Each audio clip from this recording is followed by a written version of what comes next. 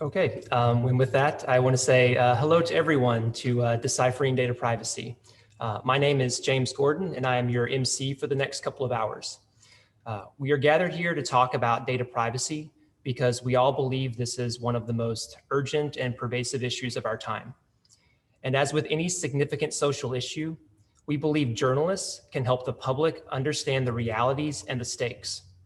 We believe journalism about data privacy can be a critical accountability mechanism for building greater trust and revamping the incentive structures that are currently driving the technology industry. As we get started, I want to take just a minute to express gratitude to our hosts. First, thank you to the Reynolds Journalism Institute, the wonderful place where I work, located at the Missouri School of Journalism. Our mission at RJI is to strengthen journalism in the service of democracy. Second, a big thank you to the Electronic Frontier Foundation. For over 30 years, EFF has been fighting for the rights of digital technology users and innovators, and we are honored to have them as a partner in organizing this event. Let us begin by acknowledging that data privacy is a very complex issue. So in order to cover it effectively, we need some perspective grounded in real life, especially in the real life experiences of people in our audience who are the most vulnerable to the effects of bad privacy practices. To help us out with that, I want to welcome Lindsay Oliver, Activism Project Manager at EFF. Lindsay will give us a brief tour of the landscape of data privacy from the perspective of students. This is a population whose concerns really deserve our attention right now, given the rapid expansion of online learning, campus surveillance, and other technologies that are typically developed and facilitated by third-party vendors. So with that, welcome, Lindsay. You now have the mic. Hello, everybody. Thanks for having me. Very excited to be here. I'm going to share my screen real quick.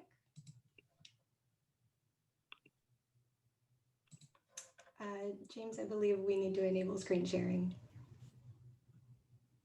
Forgive me for that. I'll do it right now.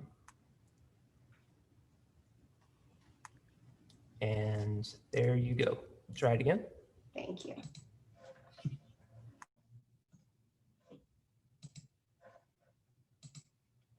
Okay.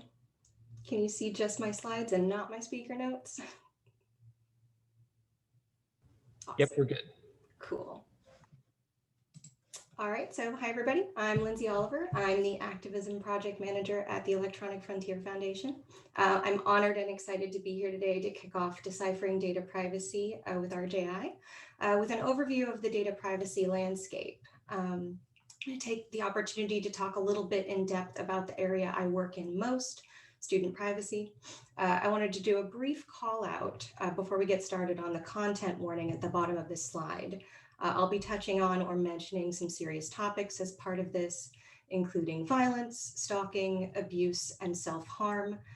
There's also, on a lighter note, a cute image of a spider and a snake midway through, along with some other less scary animals. But if you're not fond of them, I will warn you beforehand. All right, let's get started. So let's look at the general landscape. New technologies are quickly giving us new ways to do things and connect with each other, but they are also enabling unparalleled invasions of privacy.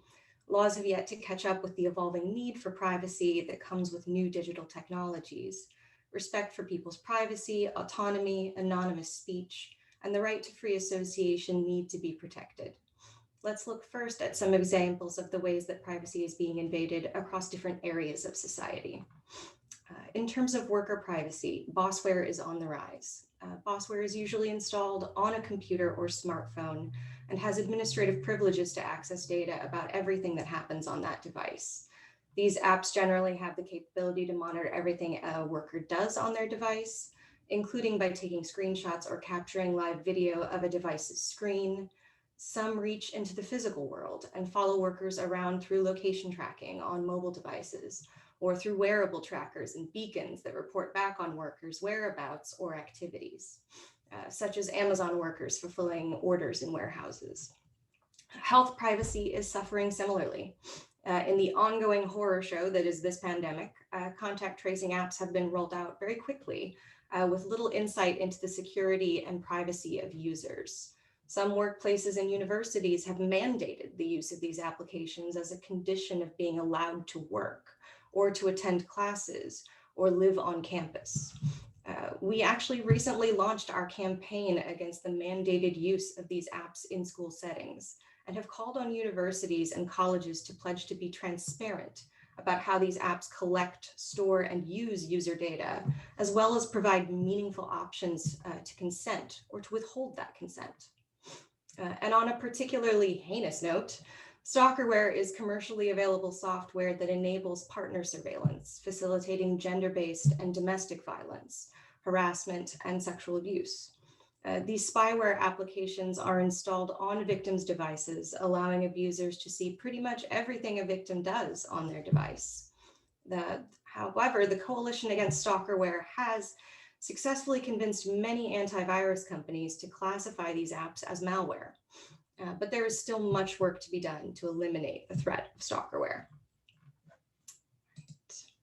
So on the general consumer privacy front, there are three main concerns that we have for any pro-privacy legislation aimed at protecting consumers.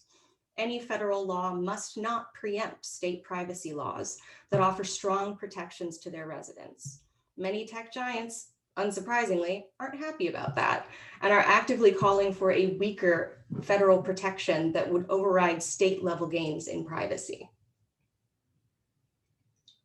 These laws must also have teeth, enforcement strong enough that companies don't ignore them and that empowers consumers to bring lawsuits against these companies.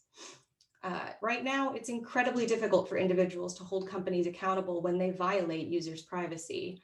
Any law must not allow pay-for-privacy schemes, which reinforce systemic inequality by incentivizing consumers to give up their privacy. This can be accomplished by including non-discrimination rules that guarantee that companies can't penalize or offer different services to people if they choose to protect their privacy. Now, let's turn to look a little more deeply at a specific area of concern and my personal wheelhouse, student privacy. Student surveillance technology tools are used to surveil students both in and out of school.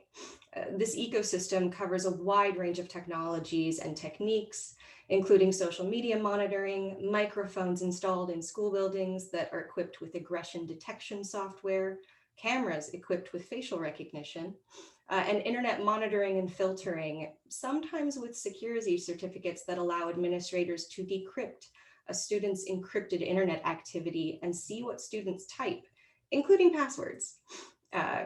It can also include document, email, and messaging scanning via algorithms with some human review, and in some cases, spyware that monitors everything a student does on a device. Some applications, such as remote proctoring, monitor the student through their device's microphone and webcam, usually using some form of facial recognition software as they do schoolwork or take tests. And many of these companies gather, retain, use, and share vast amounts of student data and includes biometric data, which cannot be changed in the event of a breach like a credit card number can. And that's when, not if, a breach occurs. And how did this happen? Student surveillance companies have capitalized on a culture of fear surrounding school shootings to provide a solution that does not address the problem, and in fact, creates a new one. There are very few studies on the efficacy of student surveillance systems on preventing actual harm. Those that do exist have either been conducted by the companies offering these products or have in fact shown that these systems actually harm the students they are supposedly protecting. People who are being watched change their behavior, they self-censor, and are less likely to ask for help when they are struggling because the trust amongst students, teachers, and administrators is broken down through pervasive, invasive surveillance. And unsurprisingly, this is massively more impactful on marginalized students, especially Black students. Marginalized students are already under far more scrutiny, and added surveillance will only do more harm. So what are some examples of these student surveillance technologies? Let's run through a quick list. GoGuardian. They do multi-OS filtering, classroom management, self-harm prevention, content filtering and blocking, and also device monitoring. Bark, this is the parent version of stalkerware, paid for by parents, but provided to schools for free with parental insight into what students are doing on their devices at school. It integrates with learning platforms and monitors text messages. And as I said, parents can see almost everything, including social media and email. Social Sentinel, the scanning and monitoring of student social media accounts, because, you know, if you can't see everything, if you want to see everything they're doing at school, you of course want to see everything they're doing outside of school. It also flags content to school administrators through AI scanning. They are less effective or don't work on Instagram, Facebook, Snapchat, and others where users can make their posts private. Examples of this kind of scanning gone rogue on Twitter. A basketball coach tweeted, "Workouts are Tuesday and Wednesday after school. Friday morning is shooting." This was flagged as a school shooting threat by the basketball coach. And a student tweeted on a separate occasion with a dark sense of humor, "I'm going to shoot myself in the platonic way." A friend replied, "As opposed to what? The romantic way?" The student replied, "Metaphorical," in all caps. And my personal favorite, ExamSoft or Proctorio. These are the proctoring softwares. Remote proctoring continuously monitors and records audio and video of a student's personal living space, records biometric data, and uses facial recognition to analyze student behavior and verify their identity. All right, so what are the arguments from proponents for why we need these things in school environments? You're worried that we could use this technology to cause serious harm, but we would never do that. This isn't a matter of trust. The people in charge should not have this access. In the words of my esteemed colleague, Eva Galperin, access to someone's device is the next best thing to access to a person's mind. It creates a power imbalance that is unjust, and students are given no opportunity to have interiority, a place to make mistakes, learn, and grow. Companies also often retain, share, and use student data for commercial purposes, and students and parents often don't have a way to consent or opt out. This is for your own safety. We've already established that it doesn't actually increase student safety and in fact causes harm. It's useless to fight against it. This is privacy paralysis. It's exactly how they want people to feel, because then they don't push back against the creeping erosion of their privacy. And my personal favorite argument, if you did nothing wrong, you've got nothing to hide. It's a flawed argument that assumes that only bad people have something to hide, and that's factually inaccurate on so many levels. Plus, I got to pull out this SpongeBob meme, which is my favorite. So the pandemic, that's a factor, right? Some of these technologies are less actively in use at the moment. Surveillance of a shared physical learning environment with microphones and cameras, for example. Some things are accelerating, such as remote proctoring. We're at a crossroads with COVID and the actual nature of what education will look like, with many of these technologies and tactics at risk of becoming further entrenched in our education systems. Students and parents have little to no meaningful ability to consent or opt out of the use of these technologies, nor any real control over the data being gathered. School administrators have rapidly implemented remote student surveillance technologies, citing the pandemic as justification. We've seen that big uptick in remote proctoring and the effect that it can have. The California bar used ExamSoft, and it was an absolute disaster on both the intrusion into students' home lives and a nightmare for equity of access. And finally, this is normalizing surveillance for students, some very young and very impressionable. If we give them no expectation of privacy, how does that set them up to succeed? How does that make them vulnerable? If a romantic partner wants access to their phones, will they know that that's a red flag? It normalizes abusive behavior in all aspects of life and conditions students to accept that love and trust means being spied on and controlled. Surveillance should not be a prerequisite for an education. And now, here's that warning, spider and snake images incoming. Here is your more than mid-talk unicorn chaser. Some animals who are unsuccessfully hiding, but they're doing their best, as we all are in these trying times. The spider is my favorite in this one. All right. Now that we've refreshed ourselves with adorably incompetent animals, let's talk about some things that can help you shed light on these issues, from student privacy to consumer privacy and everything in between. So here are some advice and tips from me and the folks at EFF. Dig into those privacy policies and find out whether what these companies say they're doing and what data they're gathering is actually what they say they're doing and actually what they say they're gathering. Take a really critical eye to privacy policies that say they don't sell the data they gather, because they're likely monetizing it somehow and making it, help them make money. Also, figure out what laws may be applicable for specific tools, locations, and demographics. Create a map of who knows what and who can refer you to other experts. Who else knows more about this thing? Who should I talk to next? What weird thing that's related should I also look at? And make friends with security researchers. And if you decide to work with one to look into how these technologies work, check out our Coders' Rights Project to help you make sure you can cover your back or cover yourself legally. And also watch for the rise or implementation of more and different technologies in this ecosystem and keep writing about it. All right, now the legislative landscape. In the wake of the Cambridge Analytica debacle and amid gridlock in Washington, we've seen privacy legislation become more prominent across the country. Lawmakers continue to look at privacy as one of the most important topics for their constituents, particularly in light of the coronavirus pandemic. As students and parents work from home, the issues we've talked about in this presentation come into even sharper focus. Some of these issues are partially addressed by existing laws. In many states, students troubled by academic tracking have spoken up to ask how privacy laws apply to them. EFF wrote to the California Supreme Court arguing that ExamSoft's administration of the bar exam violated the 2018 California Consumer Privacy Act, the first and only broad-based privacy law in the US. But we still have a long way to go.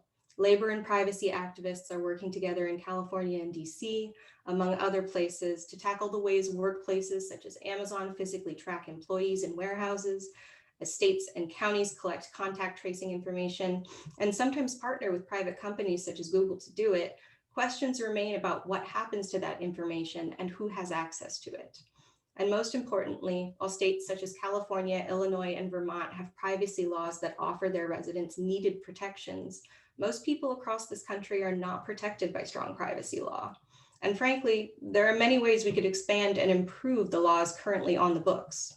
EFF has top priorities for privacy law, which include making sure no one can be discriminated against for exercising their privacy rights, that every person has a meaningful way to fight back against companies that harm their privacy, and ensuring any federal law doesn't roll back the few gains we've already made.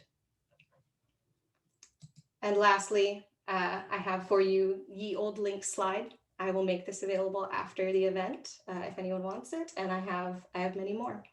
And I'm going to hand it back over now to RJI. Thank you so much, Lindsay. So now let's go a little deeper into this maze by focusing on how public institutions and private companies talk about privacy in the context of public relations versus how they think about privacy and implement privacy-related policies in their design, engineering, and business practices. And for this leg of the journey, we're very lucky to have an insider joining us. I want to welcome Melanie Ensign, the founder and the CEO of Discernible. Melanie has managed security and privacy communications for some of the biggest tech companies we all know, including Facebook, Uber, and AT&T. Now through Discernible, she is helping even more organizations adopt effective communication strategies and improve risk-related outcomes. She's also the press department lead for DEF CON, the world's largest HackerCon. So she's got a lot of cred, and I'm sure a lot of knowledge to pass on to us. Welcome, Melanie. I've been really looking forward to having this conversation with you. Before I ask my first question, though, I want to invite everyone in the audience to submit your questions through Zoom's Q&A box. We have about 15 minutes set aside at the end of this segment, and we'll try and get through as many of your questions as we can. So just please keep them coming. All right, so Melanie, welcome. We're very glad to have you here with us. Thanks, James. I'm happy to be here, and I'm really excited that this discussion is actually happening, particularly with journalists who, often are the watchers of the watchers. Thank you. Yeah. And so to get started, I thought there was just a whole lot in Lindsay's talk there, and I wonder if there are any particular insights or takeaways that you think were the most important. Yeah, so there's three key things that really stuck out to me as underlying themes as Lindsay was sharing some very valuable insights. First is that more data isn't always better. All of the examples that she shared and kind of walked through, it does really kind of feel like a land grab of gathering as much data as possible, not really knowing what we're going to do with it later, and then having all these unintended consequences. And from my perspective, that demonstrates a very concerning lack of intellectual integrity, both on the part of the tech companies, but also the academic institutions that are adopting these tools. More data isn't better. You have to know exactly what the data is going to be used for. A lot of times, data we already have is sufficient. If we can adopt better, more effective analysis, or even recognizing that even the disconnect between causation and correlation, right? You may not actually need all of that data in order to determine whether or not your programs are being effective. The other thing that stood out to me was just these massive carve-outs in our privacy regulations, both for the academic community as well as public sector institutions. So Lindsay mentioned CCPA, and there's a more recent CPRA, which are the California privacy legislations, which has a massive carve-out for all government agencies, even commercial entities that work on behalf of the government. So the fact that we're not really adding protections to the entire data supply chain is problematic, because if you identify any one of these individual tech companies or other institutions, if we're only protecting data within the four walls of that company's network, when it gets shared or passed to somebody else, consumers lose all of those protections. Mm-hmm. And then the last thing that stood out to me is the very popular perception of uniformity among tech companies in terms of privacy legislation. And in my experience, that has not been accurate. There are a lot of tech companies that are supporting and advocating stronger consumer protections. The challenge is that the industry associations and groups that we are all part of tend to take the position of their largest donors and the loudest voices, which tend to be, the Googles and the Facebooks, and it overshadows all of the other tech companies that are actually aligned with EFF and other advocates in trying to establish more protections for consumers. And so I actually think it's important that we understand that these groups are not uniform in the way that they think about privacy or the types of legislation that they're supporting. And I think that's particularly important if we want to increase the pressure on some of these bad actors in recognizing that they really don't speak for the entire industry. Mm-hmm. Yeah, I feel like that last point's a really important one about, the ways that sometimes the conversations around technology and privacy in particular, we often adopt these kind of stereotypical perspectives or kind of tropes, and that may even seep into our coverage of this issue, right? And so, maybe you could talk a little bit about how effective you think the journalism profession is at covering data privacy. I know that's a really complicated question, so maybe you could start by just saying how effective you think the journalism profession is at just covering this issue in terms of helping the public understand the complexities of data privacy. Sure. So I will say I think it's getting better. I think we're going in the right direction. And I think to date, journalism has done a really good job of raising awareness of the risks and the importance of consumers understanding privacy as well as their rights. And so, we're seeing this in some, recent studies that have come out, even just in the last couple months, where consumers are on the ball when it comes to wanting more protections and wanting an easier way to access the rights that they have been granted under various laws around the world, where I think journalism could be better. And this is actually where I see some of the improvement happening, is understanding the complexities and the nuance of the issue, right? One of the challenges that I see right now is that we let a lot of organizations get away with calling transparency privacy. And that's not true. Telling me all the terrible things that you're doing with my data is not the same as giving me choice and control over it. And so, I do think that nuance, as we become more sophisticated and more mature in the way that we cover it from a journalism perspective, is going to educate consumers as well in terms of helping them be a little bit more discernible in what we are accepting from these companies. The marketing speak and various talking points that they use, may not actually translate to giving me more control over my rights, or even more visibility into what's actually happening inside their companies. Yeah, I really love that distinction you just made between transparency and privacy, and how, they're not exactly the same thing. And it really makes a lot of sense that, as journalists, we would, we have a lot of comfort with the idea of transparency, right? We've been fighting for greater transparency in our public institutions for decades, and in other sort of centers of power in society, right? But privacy is kind of more than just that.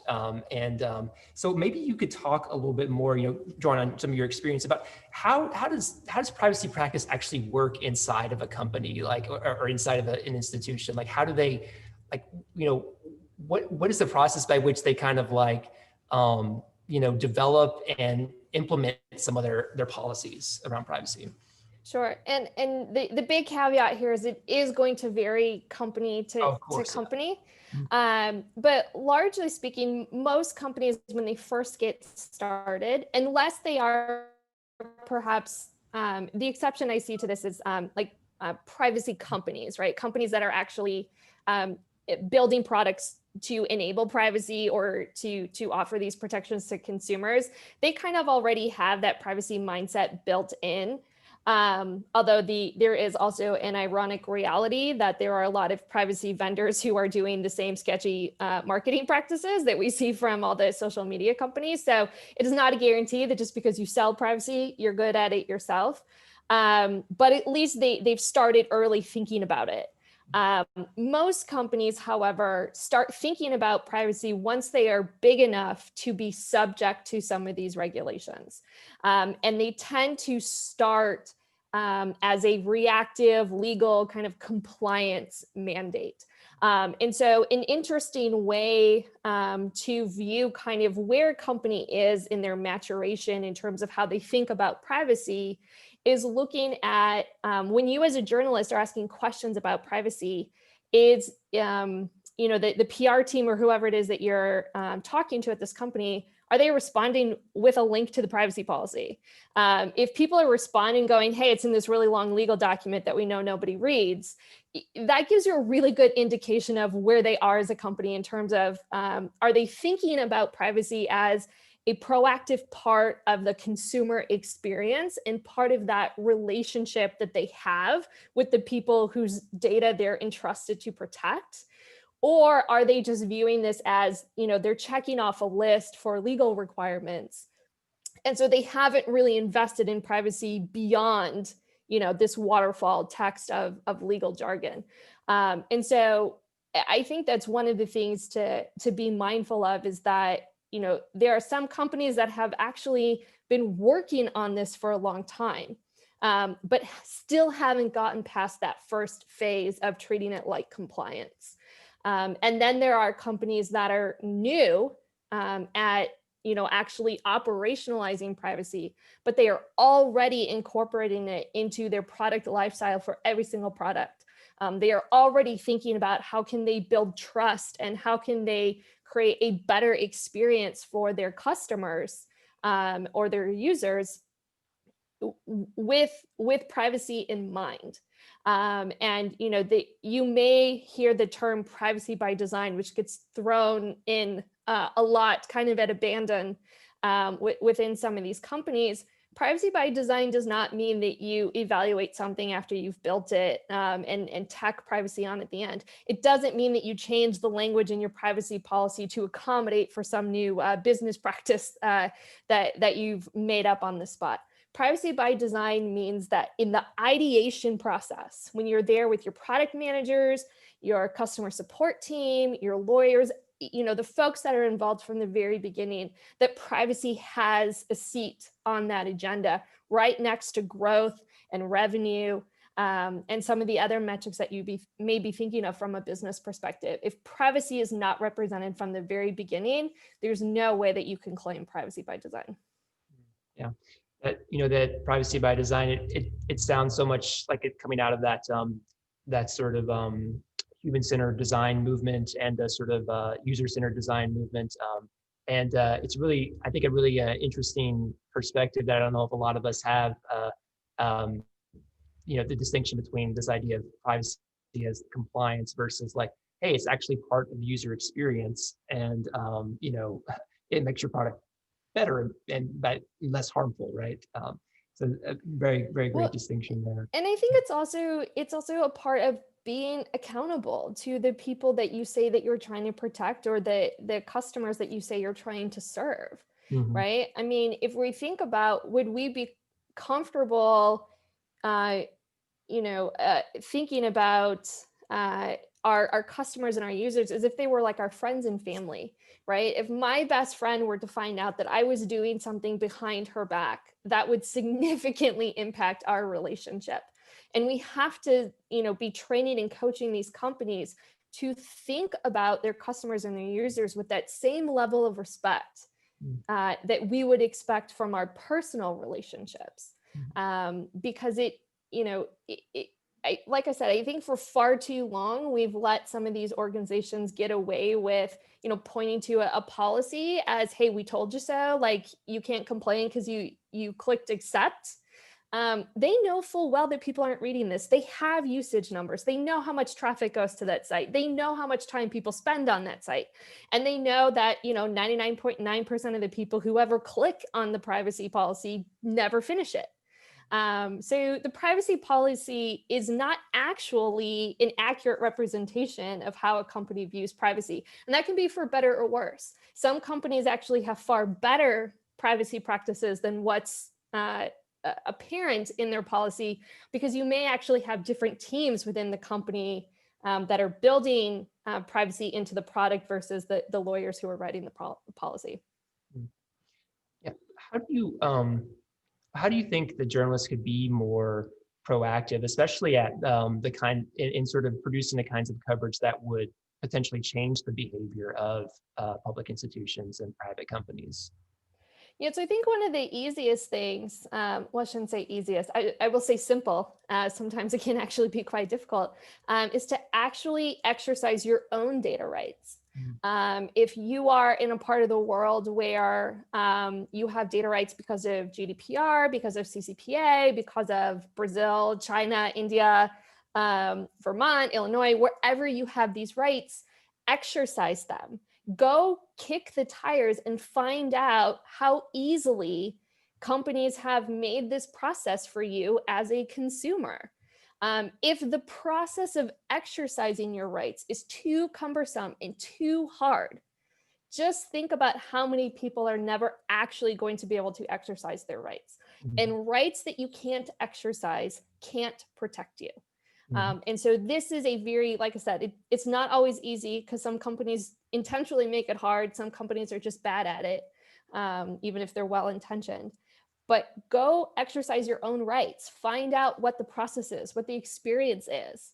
and educate, your readers, your viewers, whoever it is that that you are responsible for as a journalist. Help them understand what that process is and put pressure on the companies to make that process as easy as possible. Because if you can't actually exercise your rights, what was the point?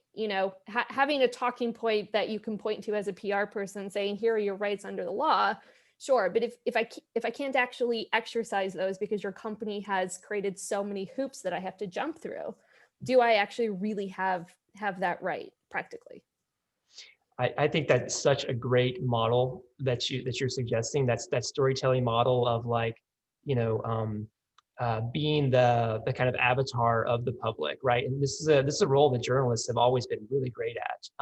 And those kinds of stories that just walk you through a person's experience that is similar to your own experience can really, it's always very effective for me. And I'll just also mention, Kashmir Hill, who's going to be joining us here in a little bit. She's one of the best at this, right? I don't know if anyone out there in the audience caught her her piece she did earlier this year, where she was trying to cut the tech industry or several tech companies out of her life and what that experience was like. I think those kinds of stories that we can tell as basically taking on the kind of like the role of the user and really walking through what it's actually like, right? As opposed to like what the company says it's like or what the policy says it should be like. I think it's just a great example. And the other thing that I'll add,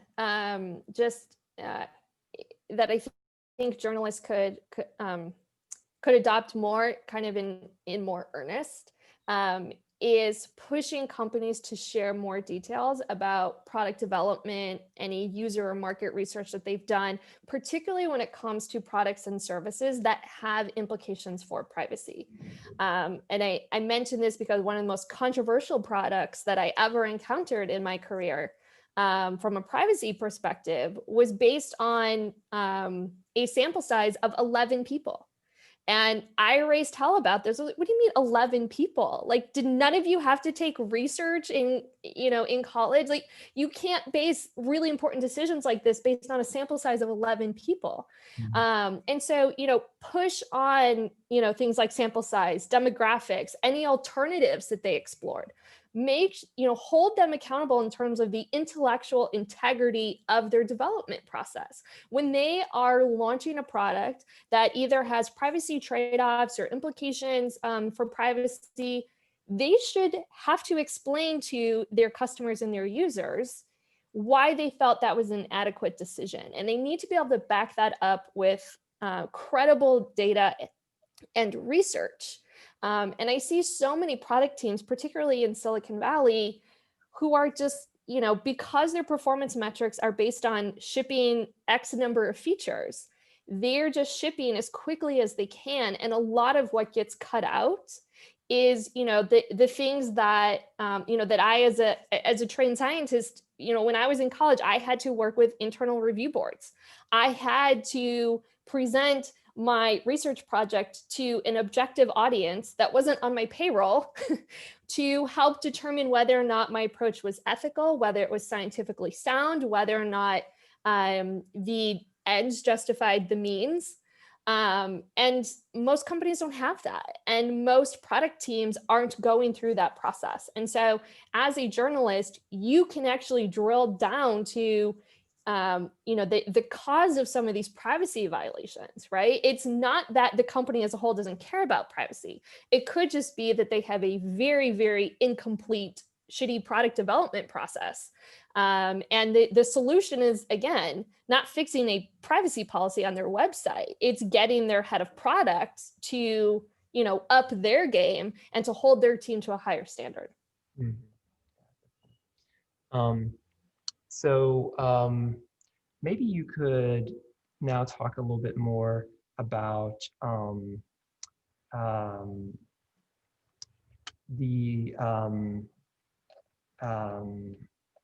sorry, just give me a minute. Well, so here's one idea. It's like what kind of advice would you offer to reporters out there who may need to educate their editors a little bit more about taking these kinds of like more proactive forms of reporting, as opposed to like the more like reactive forms of reporting that we've talked about a little bit. Sure. So, I mean, and I have spent so much time working with journalists to educate their editors. I mean, knowing who the gatekeepers truly are is actually how you influence change. Mm-hmm. And one of the things to keep in mind is that, fear may sell headlines, and I'm under no illusion that headlines will get any more realistic. But the context of the articles must be informative and they must educate consumers. I actually think this is something that Cash does particularly well, because the article is not just doom and gloom. It's here's why it is this way. Here's what we can do about it. Here are the pressure points and the levers that we can use as a society and as consumers to push these companies and organizations to change. And, again, I just want to call out the fact that we focus a lot on companies in the press. Our government agencies aren't doing any better.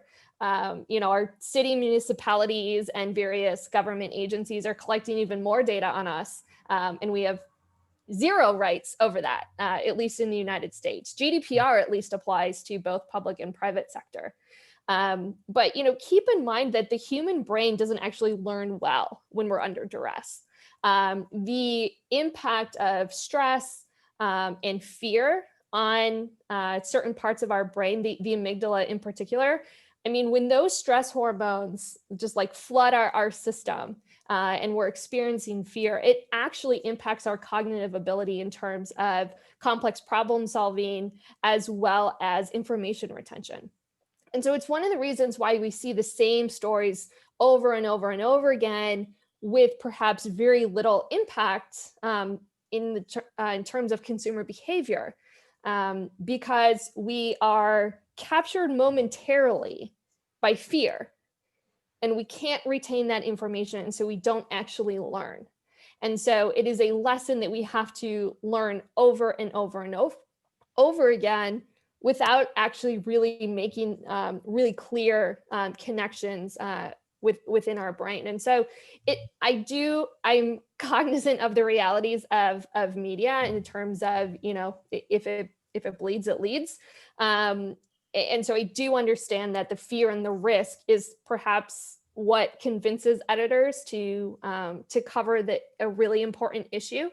But within the context of the article, it is really important that we're also making sure that we are educating consumers as well as educating the companies that and government agencies that we are holding accountable. I will tell you this, it is really, really easy as a PR person to dismiss a fear-mongering story. It is very easy to convince your CEO or some other executive that this is a story they don't need to pay attention to if it is very emotionally charged and based on fear. And so if we are really trying to move the needle and influence and change the way that these organizations behave, we have to think about our own behavior in media in terms of, are we making it really easy for companies to dismiss what we're saying because it is, so emotionally charged and based on fear? Yeah, I mean, exactly. I think just breaking the mold, right? In order, if the system isn't working the way we needs to, there's we've got to be willing to change ourselves, right, as part of that system. Yeah. I will add one additional plug. I actually think there are quite a few reporters at Vice that do a really good job of pulling in policymakers and regulators into their coverage of privacy. And it's not the article itself that necessarily influences the organizations. It's the fact that you have members of Congress reaching out to these companies and government agencies demanding information. So think about it again, it's, if the goal is to move the needle, sometimes it's bringing somebody else's hammer rather than just your own into the story. Excellent. Okay, so we promised to take some questions from the audience, so I'm going to turn to the chat to do that real quick. So here's one. Is there a natural tension between the services being free and much of the internet being advertised and supported. How does this how is this related to privacy legislation and pay for privacy? So I think that tension exists at certain organizations. Mhm. It I would not suggest, as others have, that it is a universal truth. I think that is a convenient argument for people who want us to think that this is harder than it really is. Mhm. And so, there are lots of things, that we don't pay for that don't have to violate our privacy. Mhm. And so, there a lot of it has to do with the business model of who is operating those parts of the internet. Mhm. And so, do I think that there is a natural tension between those? If you want there to be. Yeah. But I also think that there are a lot more people who are looking at this not through a like two-sided issue. There are lots of different perspectives with which to look at this. And I think from a legislative perspective, we just need to be more creative about regulating the data itself. So rather than telling certain companies they have to do certain things, one of the things that is generally recognized as a benefit of GDPR is that the protection follows the data, no matter whose hands it's in. And so it is very clear if you are getting the data directly from the consumer, or if you're getting it through a third party or some other business relationship, you have the same responsibility for that data. And so there are creative legislative ways of ensuring consumer benefit. And it's very clear from regulations like GDPR that the goal is not just control data. The goal is, in fact, to protect consumer safety, to protect consumers against discrimination and other potential violations of liberty and opportunity. And so, like GDPR, I don't know how many people know this, but the entire law of GDPR never once uses the word privacy. It is absolutely about recognizing that data and the control of data, and Lindsay alluded to this as well, is actually about the power balance and about enabling people to have freedoms and liberties. And so, when we think about legislation, particularly in the United States, that's where I feel like we are sufficiently falling short, is that we have not yet as a society recognized that privacy is in fact the underpinning of a lot of these other civil and human rights and liberties, that if we truly want to protect those, we have to address the issue of data and the power imbalance that causes. Wow, that's really amazing point. So just you mentioned GDPR. So there's another question from our audience.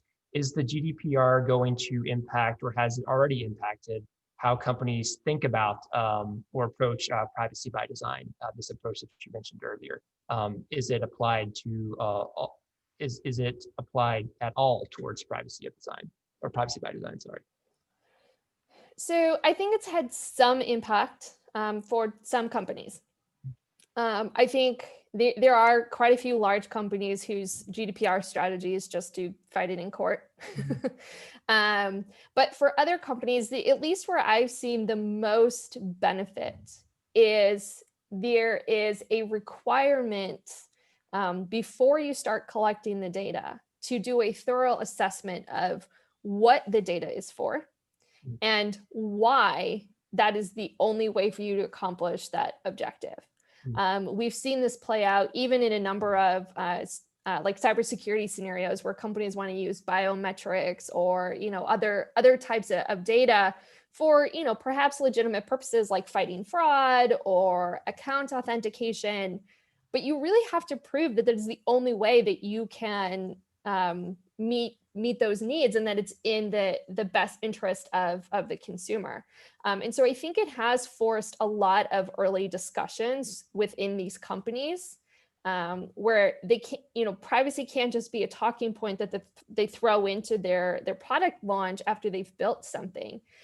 You have to document and be able to demonstrate to the regulator that this data is needed for a purpose beyond just making you money, and that this collection process or use of it, it was the only way to accomplish that benefit for your customers.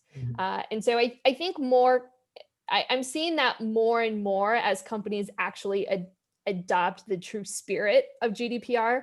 To be fair, a lot of companies, understandably so, are still trying to hit bare minimum on the requirements. They are extensive, but again, if you're looking, if you follow where the puck is going, it is not rocket science to get ahead of every single potential regulation that is on the docket right now, because every regulator in every country, regardless of the specific checklist that they're going to pass as law, is really thinking about those broader issues that I mentioned in terms of respect and protections for the consumer. And so as a company, if you are just skating to where the current laws are and not thinking ahead in terms of how do we proactively build respect into the way that that our products and services don't just work, but how we build them and how we think about our business, then you're just always going to be playing catch up with these legislations. Yeah, it sounds like it's all about like being slightly just more intentional, right, about the collection of the data and even how it's how you would interpret it. So this is all very. And it's one of the reasons why adequate research is so important, because you need to ask the people whose data it is. I don't care if the product manager in San Francisco thinks this is an adequate use of his data. I want to know if the vulnerable populations in other parts of the world would agree that this is an adequate use of their data. And I want to know, what kind of controls, not just that they want, but are feasible for them to use, right? The access to technology is not ubiquitous all over the world. And expecting people who are logging into the internet for the first time to know what to do with a username and password, website, is just somewhat ignorant to the way that that your customers and your users are using your product. And so pushing for more transparency and accountability for these choices that companies are making in their products and services is really important, because even those of us in the United States have to be very careful that if we claim to be building for a global company and a global user base, we cannot only build with a Western point of view. Fine. I think we have time for just one more question, so I'm going to try and slide it in before we end our conversation. So someone asked, is there an inherent difference between the kinds of surveillance by like government, like public schools, like something that Lindsay was talking about, as opposed to private entities like Facebook and Google? Do you see like some really significant differences there in terms of practicing privacy in the way that we would want it to be practiced? No. Yeah, it's just, they should all be doing it basically. Yeah, I mean, the challenge is that like right now, because especially in the United States, because there are regulatory carve-outs for the education industry and government agencies, right? If you go to a public college, you still have no rights. In the same way that you might think you have, with CCPA in California, because there's a carve out for that. So, the schools are not building these tools. They're buying it from a tech company. That tech company may be small and may be large, but I don't see a significant difference in the ethos or the approach of any of these tech companies, regardless of their size. Yeah. I mean, I'll just add one more thing before we go, just because I've been hearing you named several times, like, that idea of carve outs is kind of like an entry point to some of this accountability journalism, right? Like, just identify what those are, and like, how did that language get in there, right? Like, just doing some digging about, how how did that language, just get implemented into law, right? I think that could be really powerful, like line of inquiry for some of us in the profession. Yeah, and as well as why is the government so afraid of regulating itself? Yeah, that's a good point. So actually, I think we're just about out of time. I think we can go ahead and, well, I'm sorry, I've got like several clocks in front of me, so I'm a little bit scattered right now. We actually got a few more minutes left, so maybe we can do just one more question before we hand things off to Kashmir. So I'm just going to scroll up.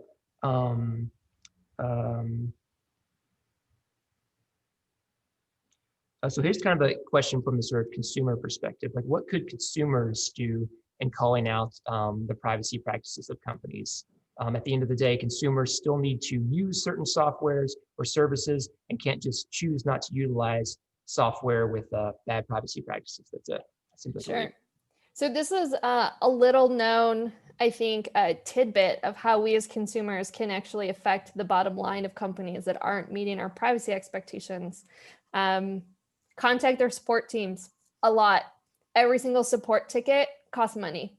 And when support organizations recognize how much money they're spending addressing the same issues over and over and over again, it bubbles up to the rest of the business. That is a real way that we can increase the cost of poor privacy practices on these companies, make them have to pay every single time they do something that violates our expectations or violates our trust. It makes a big difference, especially for some of these big companies. When you have to address 3 million support tickets on the same issue every day, that is a very, very expensive overhead. And that will absolutely make a difference to the company. And in my experience, it's one of the kind of most surefire ways to make sure that it gets on the radar of very senior leadership. Because customer support organizations are always trying to cut their overhead. And if a specific product or a specific service or a specific policy is constantly costing them money, they will raise that issue. That's like one of those pieces of advice that just seems so obvious when somebody lays it out for you. Well, because the reality is, and it has to be a collective effort, right? Like me filing a report every day isn't going to convince many companies of much. But it, even for $3 a ticket at scale, that's a lot of money. and companies are always trying to reduce how much it costs to address support issues. So as this becomes more expensive for them, and I honestly, this is a more effective incentive than any of the fines that I have seen from regulation so far. Yeah, I worked on a support desk for a small tech company way back in the day, and I can, just from my experience, the squeaky wheel definitely does get the grease, right? Those people who are always putting in the tickets, they were the ones we ended up paying attention to, right? And it's the same issue would pop up, and those people on within the companies in those departments, they do have a lot of influence about how new features are added or modified, because they're the ones on the front lines for the users and for the companies, right? Yeah, and it's one of the reasons why putting yourself in the position of a consumer as a journalist is so important, because companies know that your terrible customer support experience, when it gets publicized, is going to lead to more of the same. And it's not the reputation costs that they're worried about. Like, I've worked for companies that made it through terrible, terrible news cycles. It's not the reputation and negative news cycles that they're worried about. What they're worried about is the increased cost for their support organization. So when you as a journalist put yourself in that position and report and speak about your own experience, that can be far more impactful than just writing about how somebody violated a privacy policy. Wonderful. Okay. There's just so much great stuff here. It's almost a shame to have to cut off our conversation, but thank you so much for joining us. I think we've gotten a lot out of this. And so now we want to move on to turn our attention to some of the most talented journalists who are already out there doing some of this work and showing us how to cover privacy more effectively. I want to welcome Kashmir Hill, technology reporter for the New York Times. Kashmir has produced some of the most impactful and relatable stories about technology and privacy you will ever read. And she often does this by collaborating with engineers, academics, technologists, and other people to sort of figure out how companies are collecting and sharing and selling our data. Kashmir is now going to lead a discussion about her work and the work of her colleagues. That is Maddie Varner of The Markup, Aaron Krolik of the New York Times, and Dhruv Mehrotra of Gizmodo Media Group. But just before I hand off the mic, I again want to ask everyone if you want to go ahead and submit your questions via the Q&A box. We'll try and work them into the conversation as best we can. So with that, welcome Kashmir, Maddie, Aaron, and Dhruv. Hey, you guys. So this panel is kind of designed for journalists, student journalists. It's our tips and tricks for how to do really interesting data investigations. So if anybody is welcome to be here, but that is, kind of what it's designed to do. It's the, in Lindsay's presentation, she said, make friends with security researchers. And I will say that when I started writing about privacy and technology, more than a decade ago, that is what I had to do. I would just be friends with security researchers and they would help me, explore how the technology works, map the data flow, find vulnerability. But now it's 2020 and organizations actually hire the people who can do this. And so you don't have to just make friends with them, they are your colleagues. So I'm going to be interviewing some of those people today. I've actually worked with Aaron and Dhruv before, and I have not had the opportunity yet with Maddie, but maybe one day we will partner up. And I just want to say, you do not need to be, I don't know which path you're on if you're in this audience, whether you want to be a Maddie or an Aaron or Dhruv, or if you just want to work with them. I will say that I've done a lot of stories, mapping data, doing data analysis, doing data gathering, and I am an Italian major, who studied journalism. And you do not need to be a coder to do these kinds of stories. The way that we're going to do this panel is Aaron, Maddie, and Dhruv each picked a story that we're going to focus on. And so I want to draw out, how they identified the data they could go after. Oftentimes, Melanie was talking about ways of talking to companies about data and data privacy and pushing them on their process. But sometimes companies won't talk to you, or sometimes companies will not give you entirely honest questions about what's happening. And so some of these stories are going to illuminate what you can do, other ways you can find data when that happens. And so first, I'm going to start with Dhruv. So Dhruv, if you will unmute yourself. Hey. Hey. And maybe switch which window your Zoom is in, because you're kind of looking above us, if that's possible. Yeah, I think I solved it. Okay, cool. And so the story, so you're at Gizmodo these days, technology news site. And the story that you wanted to talk about is a story about a kind of surveillance society we have that is, I'm getting my own echo. Is that my fault? The little brother surveillance society of us surveilling ourselves. And you did this really interesting story about Ring cameras, which are basically networked cameras that people can buy for their homes. I actually love that Amazon created these because Amazon got all of us to get boxes delivered to our doors with everything we wanted. And then they also now have this surveillance company, Ring, where you can buy a camera to make sure the thing that they had delivered to your door doesn't get stolen, or if it does, you can see who did it. So can you tell me, how you decided to do this story and how you identified that there was data available that would give you more insight into the Ring surveillance camera network? Yeah, sure. So yeah, I mean, around this time last year, which feels like a decade ago at this point, there was this incredible moment where like every week there was some new scoop about Ring. And this is, work done by people like Carolyn Haskins and Al Eng at CNET. And typically when I hear about like a buzzy technology, the first thing I'll try to do is get my hands on it and try to like examine its guts, right? And this mostly looks like me buying a Ring camera and downloading and decompiling its apps and then trying to inspect how the apps communicate over the network, right? I think you can learn a lot about a technology by looking at its network traffic because it'll tell you a bit about what the user data that the company finds important to communicate with its servers, which gives you a sense about the company's priorities. So it's typically like the first step.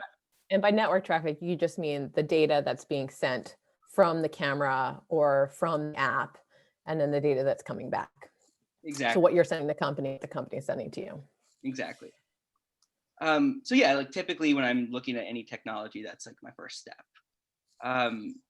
So yeah, through doing this, I noticed that the Neighbors app, which is Ring's social media app that they've kind of rolled out with the doorbell cameras, I noticed that it made like specific network requests. This is like a social media app for surveillance where you share the footage from your Ring camera, or you can look at other people's. So people can say, oh, this person like stole a package. Does anyone recognize them? Just in case people aren't familiar with it. And it's an app anybody can download, right? Yeah, exactly. So yeah, I mean, because it's a social network, a lot of this data is public by default, right? Which means it's really easy for me to kind of replicate, to pretend that I'm the app and kind of download all of the data that had been shared in cities across the United States about where these Ring cameras are located. So basically we found and mapped out 20,000 Ring cameras nationally and produced this detailed map about the scale of Ring's operations. And so this told us, it kind of gave us a sense, like you could go to Amazon and ask how many Ring cameras are out there, what's the, how many per block do you tend to have? But you guys went and basically mapped that and created this map of where Ring cameras were to kind of give us a sense of how big this kind of public-private surveillance system had gotten. Yeah, exactly. I feel like, before this story, I think the public had like little awareness about how omnipresent these cameras are. So by illuminating the scale, we like contextualized a bit of what the privacy concerns are with regards to like law enforcement, sharing data with Ring, and kind of the location of Ring cameras to sensitive areas like abortion clinics and things like that. And how did you do that? I mean, I think that's interesting. It's not just how many there were, but what they were close to. So how did you guys decide how to kind of bring the data to life, making it beyond just here's a map, but also here are sensitive places where the cameras are and what that could mean? Like, how did you go about kind of analyzing the data to bring basically the humanity into it? Yeah, I think we thought about it from the perspective of, the people who live in these areas with the high volumes of Ring cameras, right? So I think one early experiment we did was like we identified a public school in an area where there were a lot of Ring cameras, and tried to figure out how many cameras a person who was walking from school to the nearest park would actually cross if they were traveling that way. So we tried to think about it from the perspective of from school children to other marginalized groups in those areas, and bring those examples to life. And then you also did some on the ground reporting, which I loved.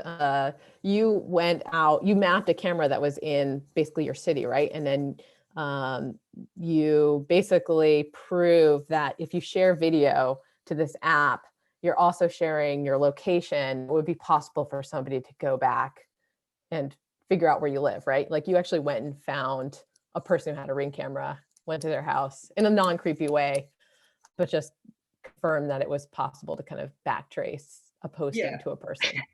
Yeah, in the least creepy way possible. I wanted to figure out exactly like how good this location data that Ring was providing me with was. So yeah, I found the nearest Ring camera to me, and I just drove over there and I remembered some of the footage. I was looking around at the yards and I was like, oh yeah, that's the fence. That's like the bike that's in their backyard. Okay, so, when I found the camera that way. And what was the reaction to the story once it was out there?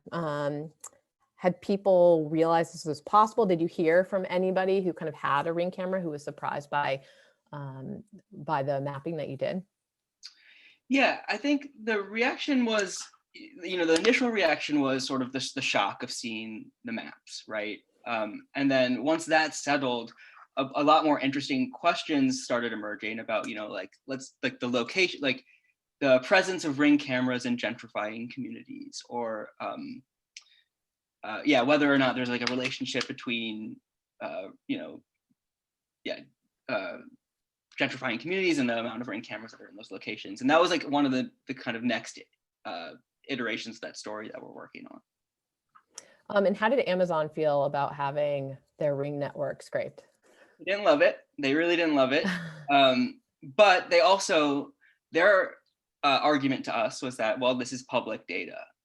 So, this isn't a privacy issue. This is stuff that if you have registered with the neighbor's platform, that this is being shared, which is clearly not the case because, of the outrage that we heard of from the users of the app who were kind of disturbed by the fact that, their locations were this easily accessible.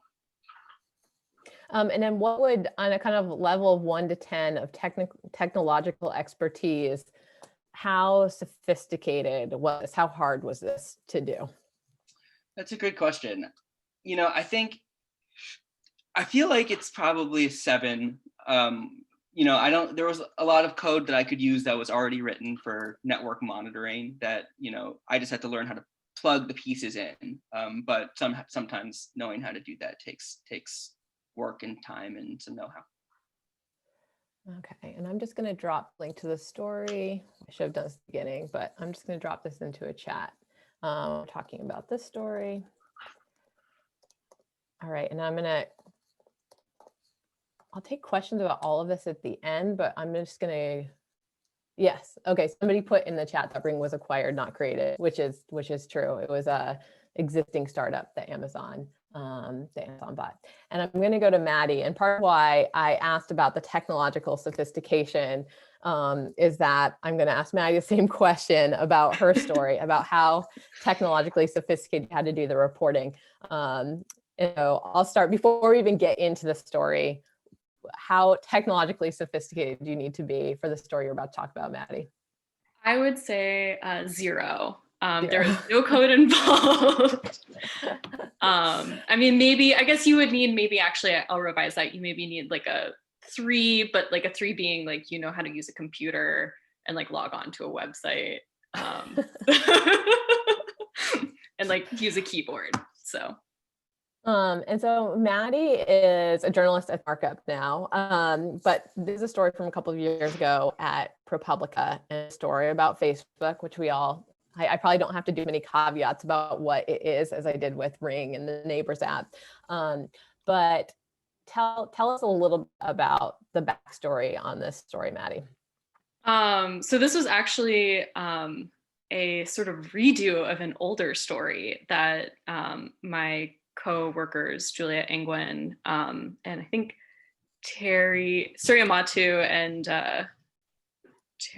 can't remember. I'm sorry. Okay. Can't remember the whole list, but and they're gonna probably be mad at me. But like it was a redo of something that they had done a year prior, which is they had purchased ads on Facebook that intentionally sort of discriminated against people for housing. It was like housing ads. The Basically, fair housing. Oh, there are certain ethnicities that they didn't want to see the ad, right? Yeah, there's like a little law called the Fair Housing Act. It's really important in the United States. And we have, they sort of define 7 protected categories of people. It's, race, ethnicity, color, I believe national origin, sex, which kind of includes family status, and religion. So all these different traits. And Facebook as an ad platform lets you sort of target ads towards groups of people And I think normally we think of who is included in those ads. So like we're targeting cat lovers for cat food ads, but you can also exclude groups of people. So previously they had tried to exclude people in all of these different categories from seeing housing ad, like a crafted housing ad. And so was there evidence that people were already doing this, or was this like a purely kind of hypothetical story where they realized this could happen and we should test to see if there's any kind of controls to prevent it? I believe this was a theoretical situation, but I think if you, it works because the Fair Housing Act makes it illegal to sort of facilitate the publishing of any of these ads. So the fact that they would theoretically even let something like this happen is actually a huge deal, and it violates the spirit of the law. So the previous story had proved it was possible to do this, and Facebook was, horrified. They said, we don't want this to happen. We don't want to allow people to violate the Fair Housing Act. So we'll eliminate the ability to discriminate with housing ads. And they got a lot of coverage for that, right? Yeah, they're like, oh my goodness, so sorry. We'll fix it. And so now it's a year later, like Washington Post has covered it. It said, Facebook prevents discrimination in housing ads. And so you guys decide to look again to see how it was going. So what did you do? We just checked back in. I spent an afternoon with my colleague Ariana Tobin crafting beautiful sort of housing ads for fantastical apartments that didn't exist. And then we tried to boost them on Facebook's marketplace with sort of copy that was around, that you would typically expect in a housing ad. And tried again. We tried to exclude different groups of people. I think we excluded soccer moms, people. Facebook has a category called, at the time that was called multicultural affinity African American, excluded those people, excluded people who were interested in like wheelchair ramps and other sorts of things related to disability. All the different kind of combinations. We sort of use the law itself as a sort of checklist of things to go through. And we were able to successfully sort of run every single ad. And then of course we immediately sort of deleted it before real people could sort of see it and try and buy a, fake house or rent a fake house. And so this data story was one where it's just realizing the tool available to you and basically just playing around with it, playing with the parameters that are offered. It's kind of a back end tool for people marketing, but it is very accessible. Yeah, I mean, it's sort of intentionally accessible, right? Like Facebook said in their most recent, SEC filing that they make virtually all of their revenue off of ads. So it's arguably the most important page on their website in that way. So it's something that's worth, poking around and maybe, checking out. And what was the reaction the second time around once you proved again that it was possible to discriminate against certain groups when people are placing these housing ads? So, and I'm a little fuzzy on the timeline, but I think at that point, after that article published, the DOJ sort of sued Facebook over this, and also multiple civil rights groups sort of also sued Facebook, and eventually they reached a settlement wherein Facebook agreed to sort of add more restrictive parameters for their tool, and they also removed, I think 5,000 categories, as well as like sort of kind of locked down that exclude section of the buying tool. So it made it a little bit harder to exclude certain groups, like groups of people.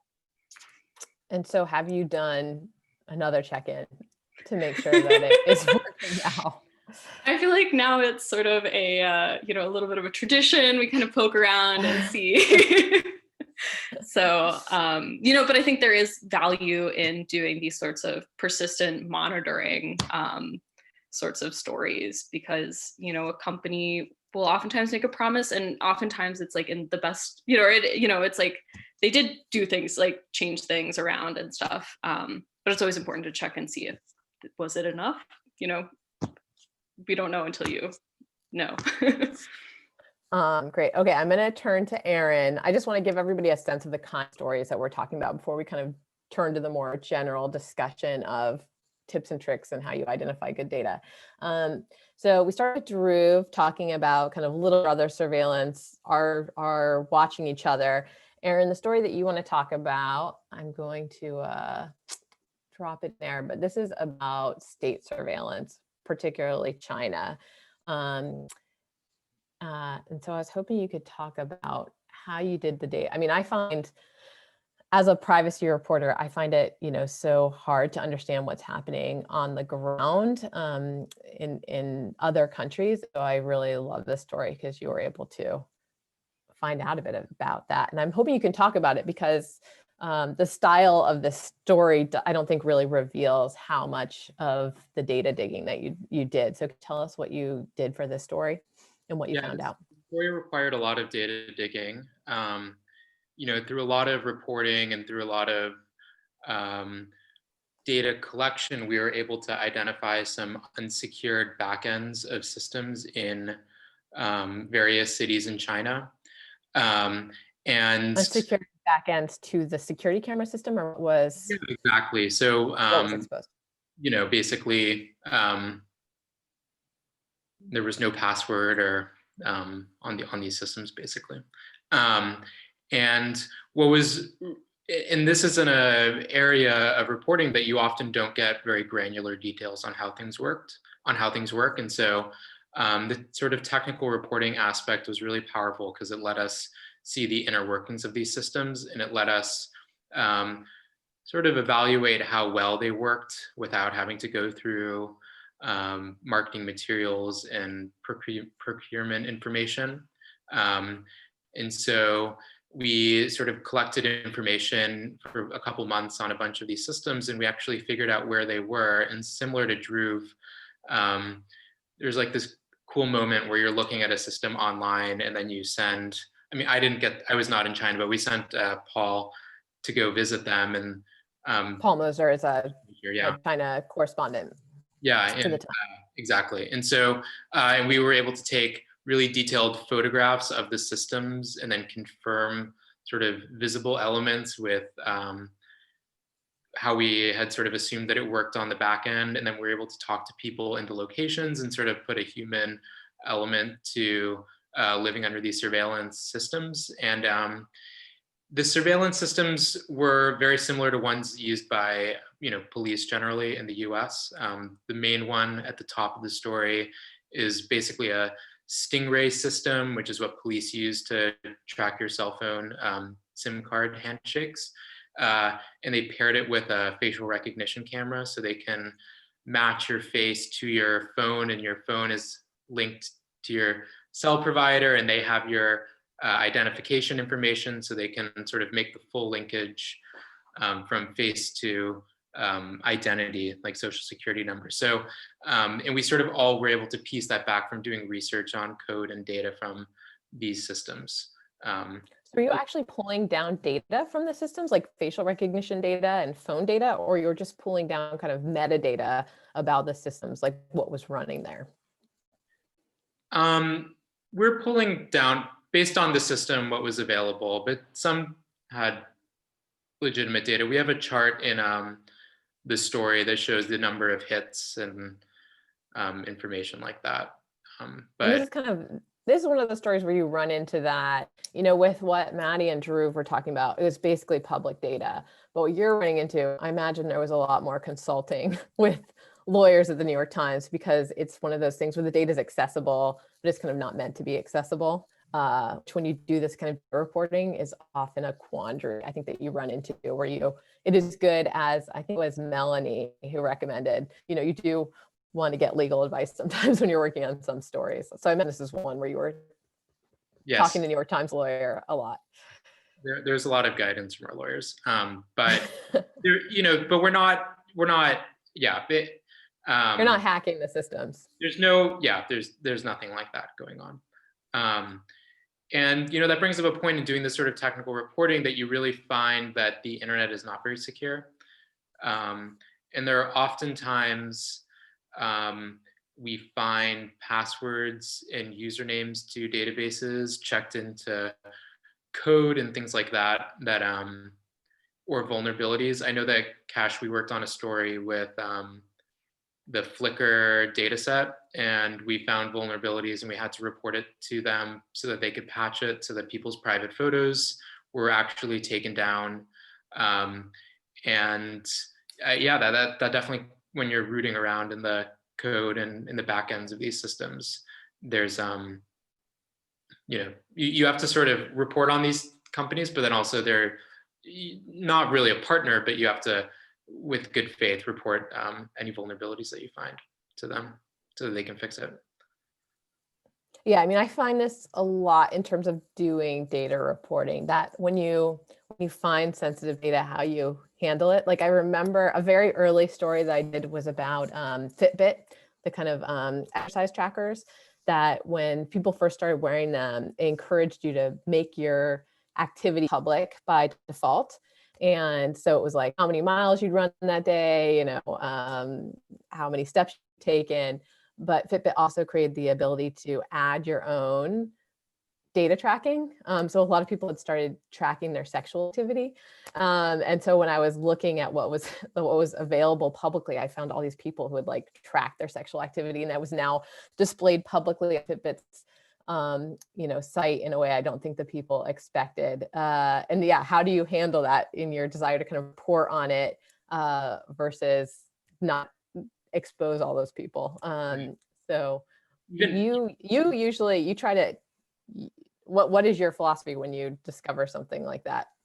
I mean, I think that it's most often not really a story, and it's not, part of the story. Like, for example, a lot of things, I mean, I think a lot of these companies do put in a good effort, and sometimes they're legitimate vulnerabilities. And as somebody who works in software, I understand how these things can be, and can happen. I think if it's, a big vulnerability at a company with like Facebook, I think that's different than if you find, an issue with Flickr's image caching, for example. We just let them know and they fixed it. In our COVID data acquisition for the coronavirus, New York Times coronavirus data, we found, these state health officials sometimes would accidentally put people's social security numbers in these dashboards, and it's not displayed, but if you root around in the data, you can find their names and social security numbers. And, these are bad, but it's better that they just get fixed. So I think you have to evaluate whether it's a newsworthy find. And then if you do publish something, making sure that it is fixed. A lot of our COVID tracking app, we found a lot of issues with these apps and worked with the Korean health officials and Indian health officials to patch their apps before we published. But in that case, the story was that they're hastily making these apps. There are a lot of security issues, and we needed to hold the story until they fixed them. But we did write about them. Okay, I'm now going to bring us all together and kind of make this more of a traditional panel. And what I love about this kind of diversity of sources is that as a data journalist, or when you're in a story of data analysis, like sometimes the data is there and it's a matter of going and collecting it. And sometimes you're really creating your own data, like Maddie in the Facebook story, like seeing what's possible and playing around with it. I was wondering if you guys just have general tips or thoughts around how do you know when there's data available? Like, how do you figure out what data is out there? What's your kind of philosophy as you're trying to figure out there's some new story you want to do, or there's an angle in the story you want to do? How do you do the initial, is there data already out there for me to find? People ask me this question all the time and I have a really hard time answering it. So I just want to see if any of you have easier answers to the question. I think the first step for me is just interacting with the technology itself is like crucial, right? Like just using it, right? I feel like I had done a story with Aaron Gordon at Jalopnik about Uber a while ago, and I'd realized like I had never like used the app, so I had no idea what I was even digging around for, or like what types of data to expect. So I think like using the app is like is a crucial first step. But then I think, you know, trying to dissect the technology in whatever ways you can is definitely helpful as well. One piece of advice I often give to people early in their careers, at least what I would do, is, I mean, sometimes I would do like first-person journalism. So when I wanted to report on Bitcoin, I did this story where I tried living on Bitcoin for a week, and it like forced me to get to know the tech really well. And it was also a good way to meet a lot of sources in that. But yeah, the degree to which you can actually play with the technology as opposed to just ask experts about it will help you kind of get that ground level knowledge that I think helps you come up with story ideas and see, I don't know, possible pitfalls. Maddie, do you have thoughts on this? How to find a good data story, how to find good data? I mean, I think sometimes the best way is to talk to people who are working on things that are not directly related to technology, but then somehow get involved. I think like I believe the original sort of tip for the Facebook ad story came from a fair housing lawyer. So because sometimes it's easier for them to see the, you know, the problem. You know, I'm always about the intersection of, I think can be a really nice place because it's one that I think requires multiple people and multiple, you know, lots of conversations for it to sort of come together.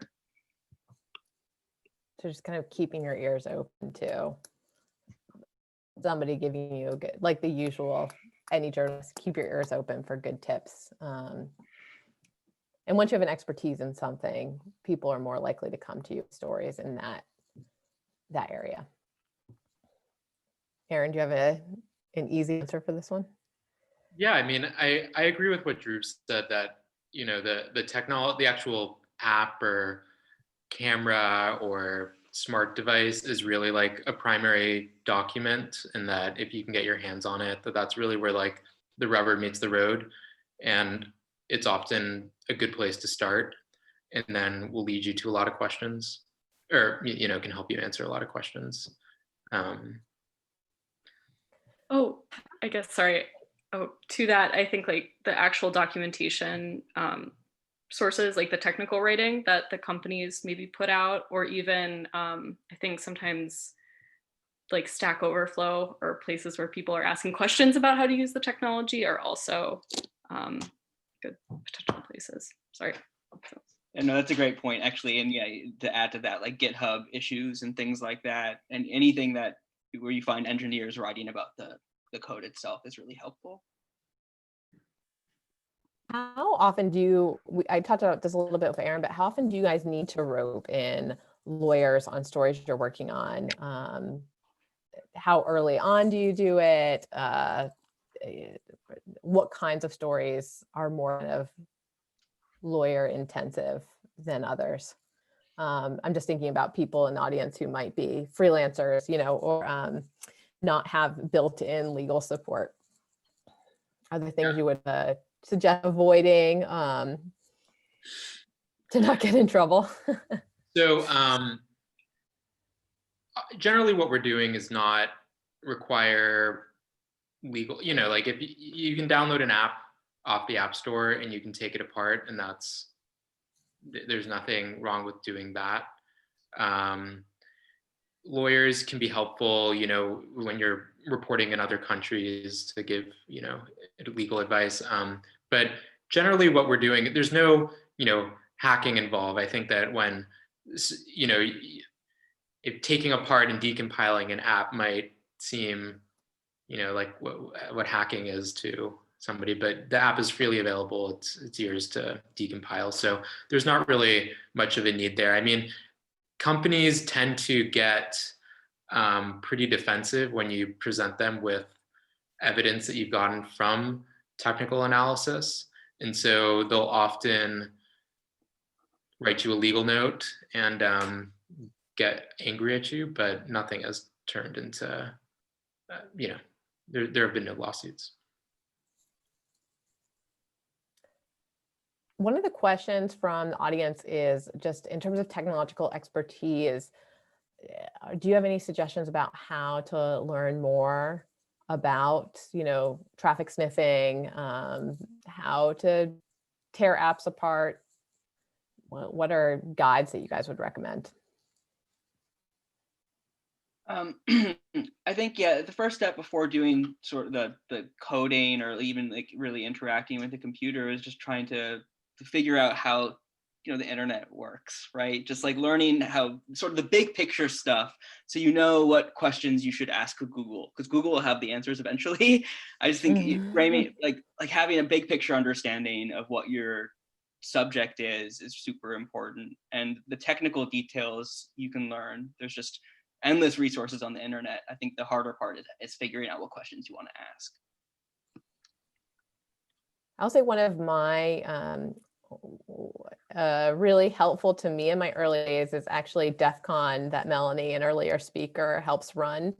It's a whole bunch of people talking about kind of vulnerabilities they found, and kind of either attending conferences like that, meeting people, looking at specific work they're doing. Once you start working on a few specific projects, this world will start to open up to you. But kind of like hacker conferences like DEF CON are a good place to start, because they are so open, and and DEF CON in particular is kind of designed more for a general audience, as opposed to papers that are kind of written by academics or by engineers for other engineers.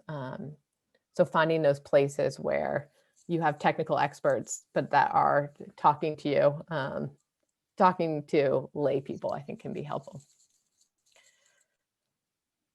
Maddie, actually, one question I wanted to ask you is just about the markup in general, because I'm not sure if everybody here is familiar with it, but you guys are kind of, your whole mission is basically to do a lot of stories like this. So I was hoping you could just talk a little bit about why the markup formed and kind of what the hope is to accomplish with it. Yeah, I mean, I guess like the markups whole thing is sort of data driven journalism. And I think we're specifically, we're interested in sort of, I guess Julia Anglin, the founder, has this vision of like the scientific method as a way to sort of do journalism. So, you have a hypothesis and then you go ahead and you test it out. And you, and then I think what we typically end up doing is writing a very long paper about how we did our testing.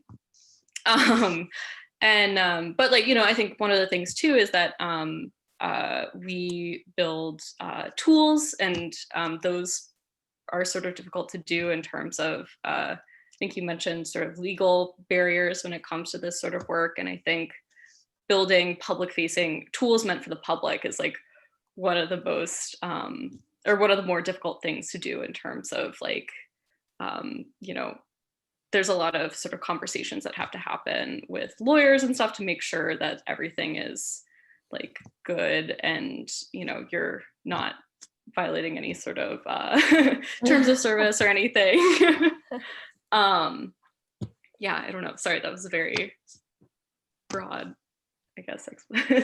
Yeah, what I generally find kind of interesting about this area of journalism is that, historically journalists just interviewed people who did this kind of work. It reminds me a little bit of the Chicago newspaper that decades ago bought its own bar. And they were basically doing undercover reporting through like working at the bar and the conversations that were happening at the bar. I kind of see data journalism as being that we are kind of sometimes creating our own data through tracking how we move through the world, really going to, the watering holes or the honeypots where the data is and finding it and getting stories out of it. So I think it's very, very modern. But just a really important source of data, but it kind of it requires you to kind of change your perspective on how journalism is supposed to work. There's some kinds of traditional things about it, but a lot of the experiments are kind of new I think, in a lot of publications. For sure, yeah. Also, I got a private message, just that if you are a journalist who's working on something that you're worried about data-wise, that the EFF is a place, the Electronic Frontier Foundation is a place that you can email and ask for advice if you're worried about something like that. James, are there questions that you want to direct to the panel? I'm trying to like follow the various chat screens, but it's a little hard for me to stay on top of them while I'm talking.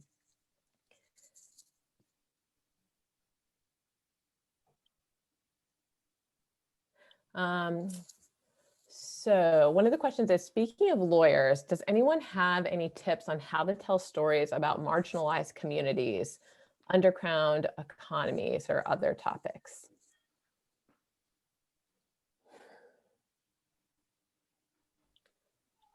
Are there good, basically, I think the question is kind of, are there data sources, overlooked data sources that you guys have come across in your reporting that you think are unknown? I think a lot about this in terms of government data. How much time do you guys spend looking at government data or going to government data? Who do you think are the best people at doing that? I'll start by saying that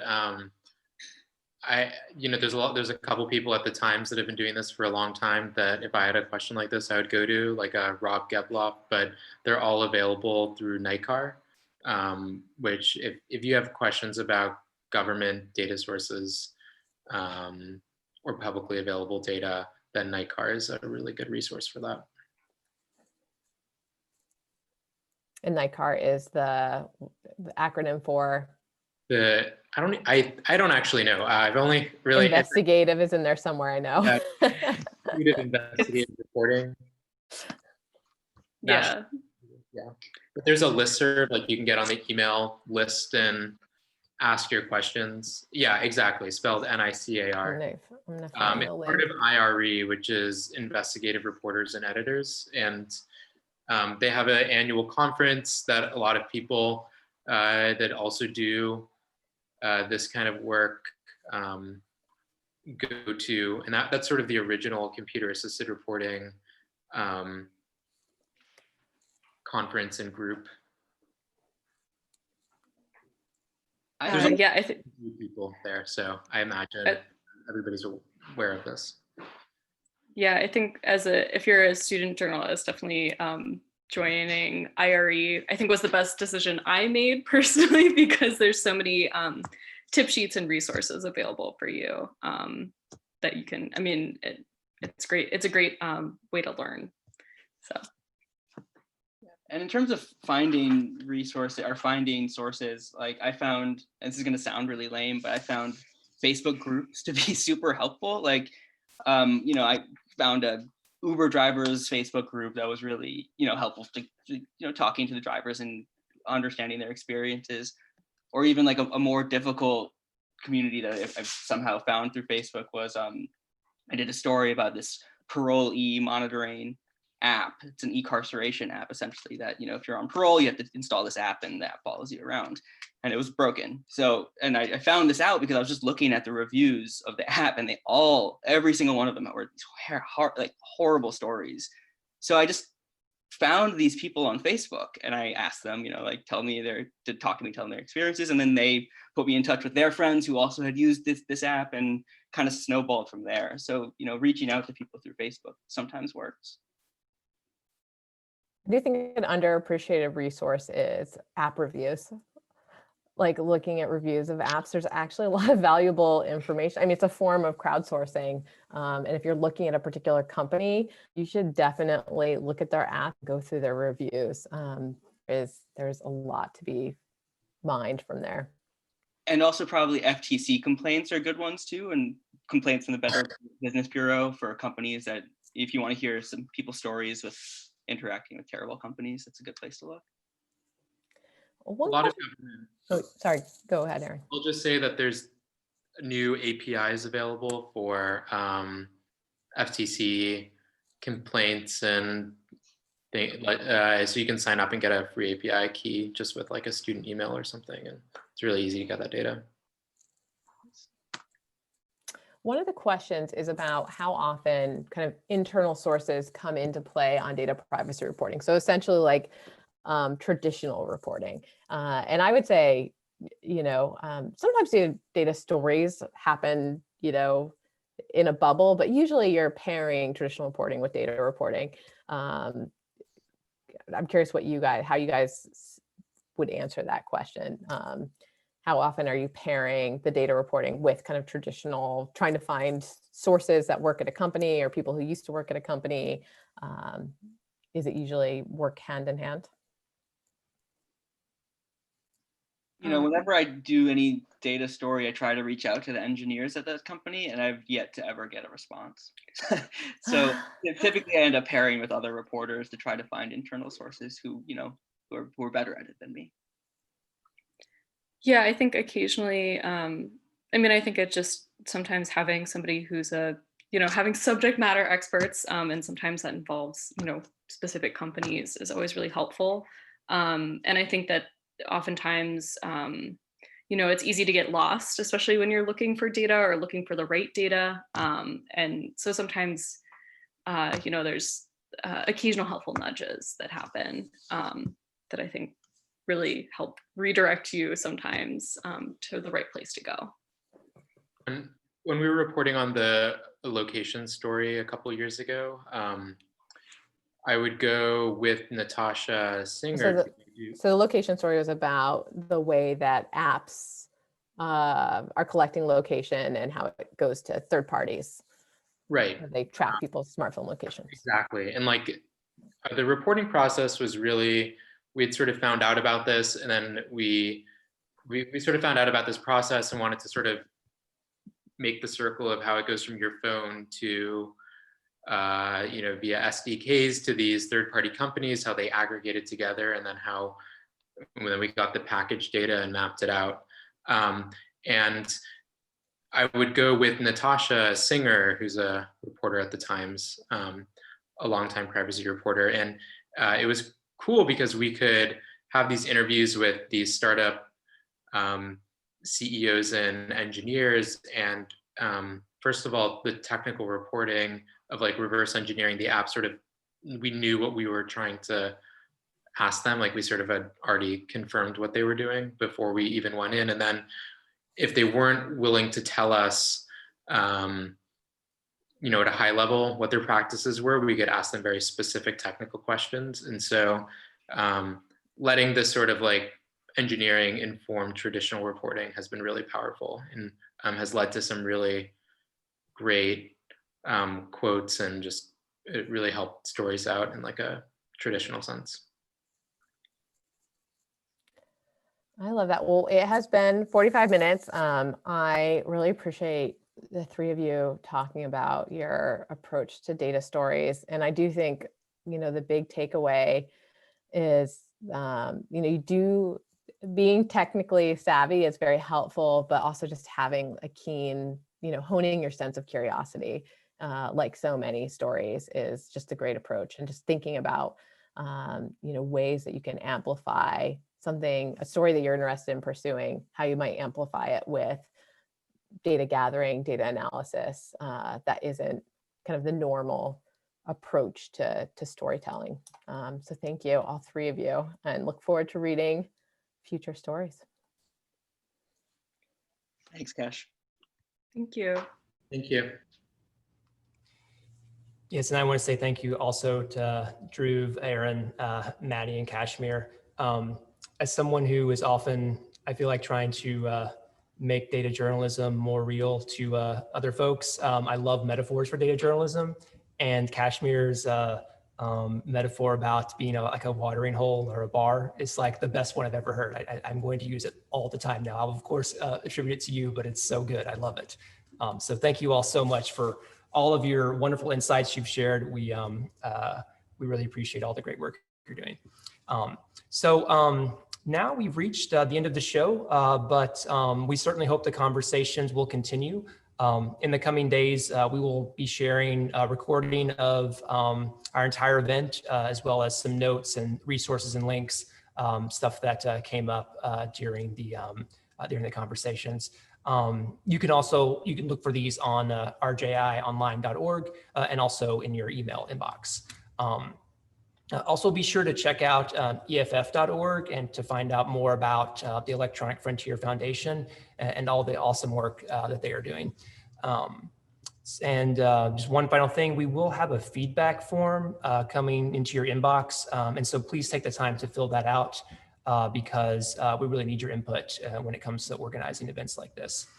I would like to just give one last big thank you to all of our speakers and all of our panelists. We really appreciate you taking the time to share with us. And a big thank you also to everyone in the audience who has joined us.